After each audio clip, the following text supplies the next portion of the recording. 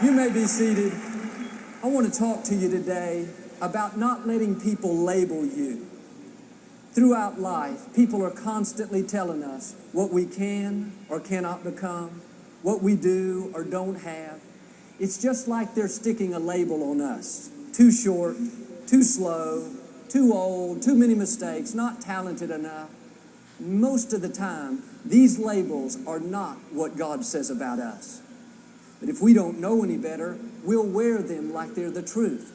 And the sad thing is, if we keep them on long enough, they'll become so ingrained in our thinking that we'll become what people have said rather than what God has said.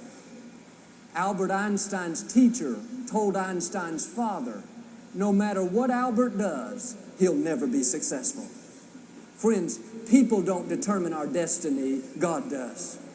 I know a gentleman that was told by his high school counselor that he was not that talented and he should focus on the lowest skilled job he could find.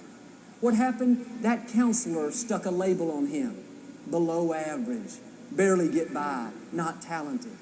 He didn't know any better. He wore the label year after year. In his thinking, I'm not that smart. I just don't have what it takes.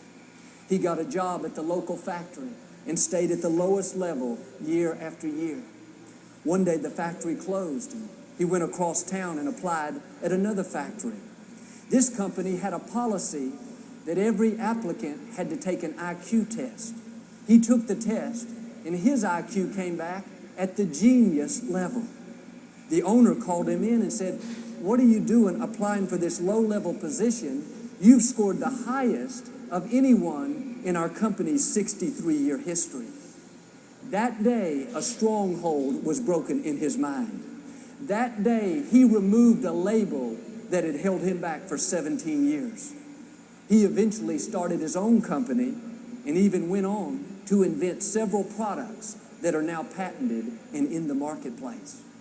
And some of you, just like him, if you're going to rise to the next level, if you're going to become everything God's created you to be, you've got to remove a label that's holding you back. Somebody has convinced you that you've reached your limits, gone as far as you can go, or you've made too many mistakes. You're all washed up.